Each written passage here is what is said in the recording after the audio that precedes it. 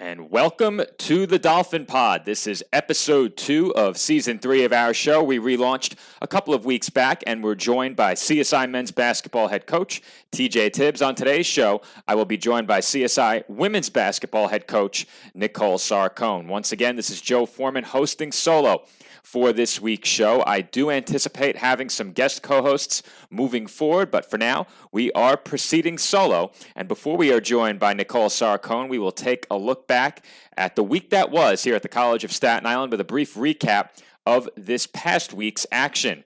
The week kicked off with a conference doubleheader. CSI men's basketball and women's basketball taking on Mercy College back on November 30th. Both of those games were very close games, and it was the CSI women picking up the win over Mercy College last week by a final score of 71-67. For the women, that win was their first against a conference opponent this season, and for the Dolphins, it was also their third straight win. As for the men, they fell to the Mavericks by just 2 points. The Dolphins led in the first half by as many as 18. That lead was cut to 7 by the end of the first half, and in the second half, CSI was surpassed by Mercy in the closing minutes of that game. The Dolphins did have a chance late, trailing by a pair, did not score, and went on to lose the game. Both men's and women's basketball were also in action this weekend on Saturday as they traveled to Spark Hill, New York to take on St. Thomas Aquinas College. As for the men, they lost their game 66-52. They were leading in that game at one point by as many as 10 in the first half. Stack turned that game around, took the lead heading into the halftime break, and ultimately the Spartans pulled out the victory. The Dolphins did get as close as 2 points in the closing minutes of that game. They were right there against one of the toughest teams in the conference, but ultimately it was Stack pulling out the victory. As for women's basketball, they were a bit shorthanded in their game against the Spartans on Saturday, and the Dolphins fell by a final score of 82-59 in that game. The Dolphins lose for the first time in their last 4 games. They've won 3 out of their last 4, but that loss to the Spartans snaps the CSI winning streak.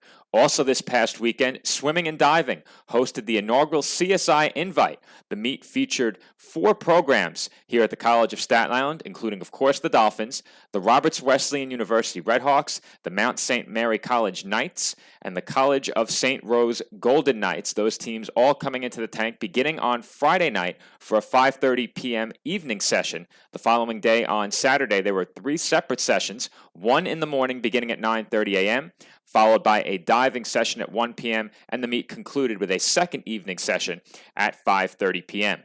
The Dolphins broke quite a few records in that meet, and I have some of those right here. New records included Brooke Manning breaking her own record in the 100-yard butterfly. Jessica Johnson set new records in the 200 and 400-yard individual medley. Max Clare, David Paggioli, William Kwan, and Anthony Attenborough set a record in the 200 freestyle relay. And then Jessica Johnson, Catherine Ibrahim, Morgan Novello, and Brooke Manning set a new record in the women's 400-yard freestyle relay. As for the CSI men, they took the top score in the men's meet, earning them a banner on behalf of the East Coast Conference. The women of Roberts Wesleyan University were tied for the top score in the women's meet. Both the Redhawks and the Golden Knights finished the meet with an even 160 points. By virtue of that score, they earned a banner from the East Coast Conference. Did Roberts Wesleyan. They won the women's meet alongside the College of St. Rose. Lastly, this weekend, cross country competed in the Yuri Spence Garcia Invitational, hosted by Division I St. John's University. In that meet, the Dolphins set several new records once again. Record setters included Skylar Pointer, Kevin Hasty, Cole Enslin in what was a very impressive season debut for the Dolphins under associate head coach James Lugensland. We do expect associate head coach Lugensland to be one of our guests on the Dolphin Pod later this month. He will join me on the show ahead of the team's first meet of 2023. That meet takes place on January 13th of next year. So following this short break, we will be joined by CSI women's basketball head coach Nicole Sarcone right back here on the Dolphin Pod. Once again, this is Joe Foreman. I'm joined by Nicole Sarcone after this short break. And welcome back to the Dolphin Pod, our second episode following the relaunch of our show 2 weeks ago. And as promised, our second guest on the show is CSI women's basketball head coach Nicole Sarcone. Nicole, welcome back to the Dolphin Pod. Thanks, Joe. Thank you for having me. Well, it's exciting to watch your team play as well, and your team has not been short on excitement in their home games this season. Every game has come right down to the wire. You finally picked up your first win against Wilmington last week, and after your team got healthy, you went on to win 3 out of 4 games. What changed for your team in addition to their getting healthy, and what led to those 3 victories in 4 games? Yeah, I think having the healthy bodies helps. You know, our rotations are deeper than they have been in the past, and I think that helps keep everybody's legs fresh and everybody's energy up throughout a game. We've had some foul trouble, but we've had people step up in different spots, and I think having that versatility, people coming off the bench and giving huge sparks on either end of the floor, defensively, offensively, just playing as a unit, playing hard, and I think after that first win against Wilmington, it gave them a sense of confidence on the floor, and the sense of urgency that we played and the effort we played within those other 2 wins was the difference maker, in my opinion, compared to like a game like Stack over the weekend. It's the sense of urgency and the unity. I think that's the difference in games where we play at a really high level compared to the games where we're not so much playing as a team. Last year's team was the first roster filled with players that you recruited, that you brought to this program. How important is that for the team and for you as a coach to coach players that you brought in and have a full roster of players, many of whom returned for this year? Yeah, I think it's huge. I think it's an integral part of the growth of our program. And as a team, you could see the difference just in simply end-of-game situations this year so far from our returners who were freshmen last year playing major minutes and playing end-of-game minutes. And that's not easy, but you can see the difference. You can see the growth, and you can see that they know each other better on the court this year than they did last year. Because last year, 8 out of 10 of the players on the roster had never played together on the same floor. So that was tough, but I think getting all those minutes last year is the reason why they play well together now. Well, the sideline never gets too high or too low. We know TJ likes to stomp sometimes on the sideline. He gets very riled up. Sometimes his assistant, specifically Kurt, can really lay into the team. I'm not sure we've seen you do that on the sideline during a game, but what does that locker room look like after a big win for your team? And if there's one game I remember from back in 2019, there was a bit of a celebration cutting the net down during a game. So what does the locker room look like after a big win? Yeah, I mean, I wish I had the video to show you the win or the locker room after the win versus Mercy. They were just, the team as a whole was excited. They doused us in water.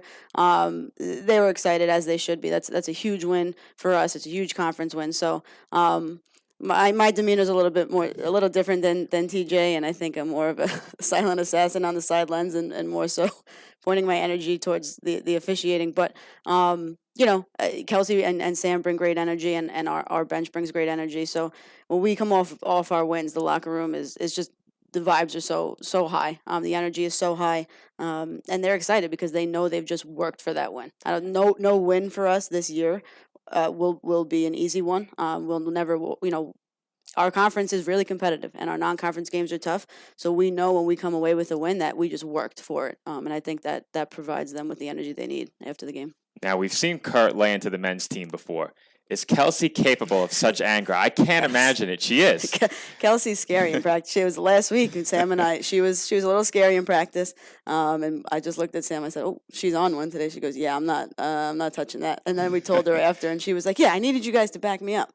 But I think having three different personalities, Kelsey, Sam, and I. But I think it's a good thing. Obviously trying to relate to 12, 11, 15, however many people you have on your roster, relating to everybody's different attitudes, or everybody has a different demeanor and takes criticism and teaching differently. So I think having the 3 of us helps. If someone is more comfortable learning from one of the coaches, it's good.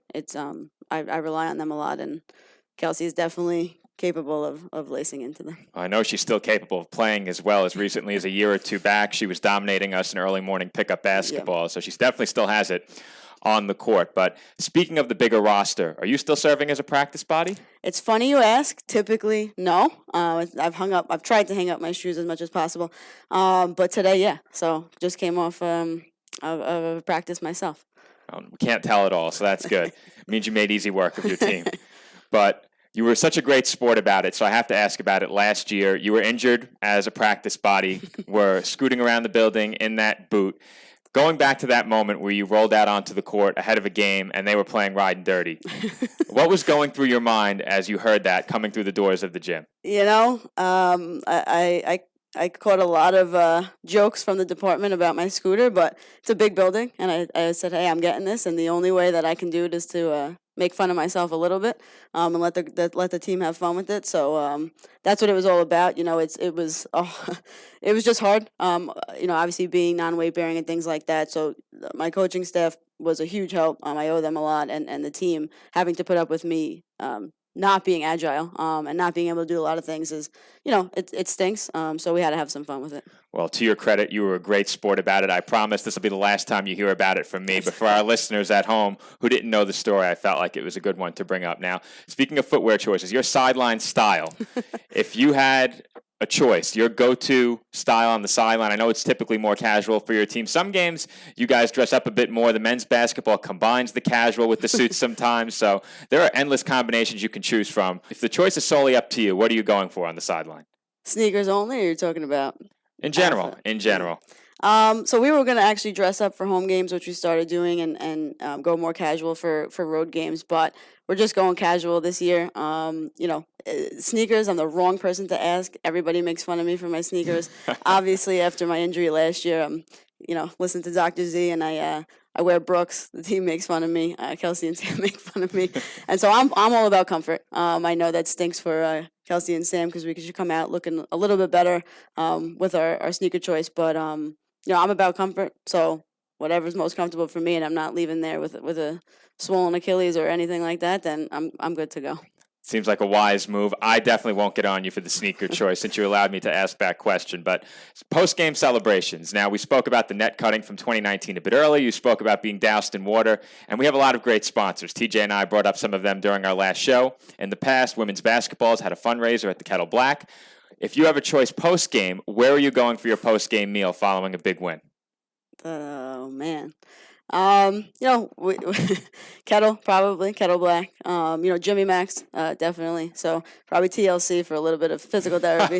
But yeah, no, you know, we appreciate all of our sponsors, and they do a great job, and they've done a great job for us. So they're a huge part of our program. So happy to celebrate anywhere at any of our sponsors after a win. If you're celebrating at TLC, you know that was a big Yeah. win. And courtesy of TLC, we're going to have some brand new backdrops for our post-game TLC Physical Therapy Player of the Game.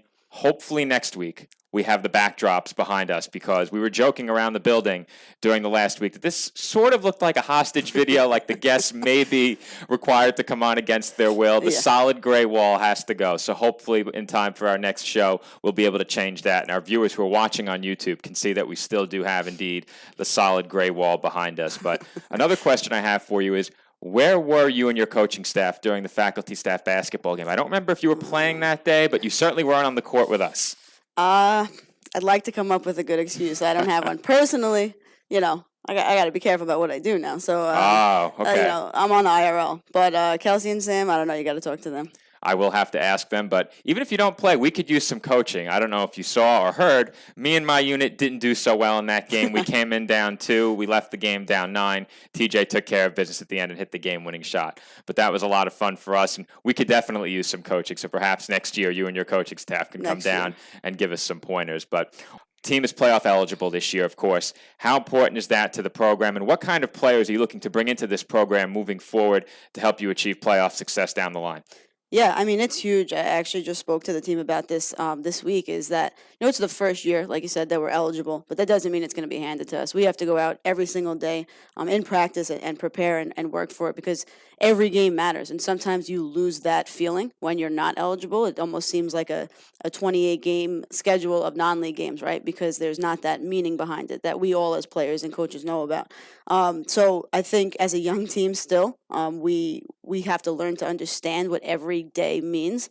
We just talked about that today. So it's huge, it's important, and I think we might take a hit or two like we did in our recent game, and then learn from it that hey, every day matters, every minute matters in practice and in these games. So I think the players have put in so much sacrifice being a part of a program for however many years they've each been here, where they couldn't be considered for playoffs, or they couldn't qualify for playoffs. So now's the chance. Like you've put in all this work, you've made sacrifices. Let's go out there and be the first team to get a playoff spot. And you guys be the first team when you have the chance. Let's go out there and get it done. It's not going to be easy, but I think we have to remember every day what it means to get that.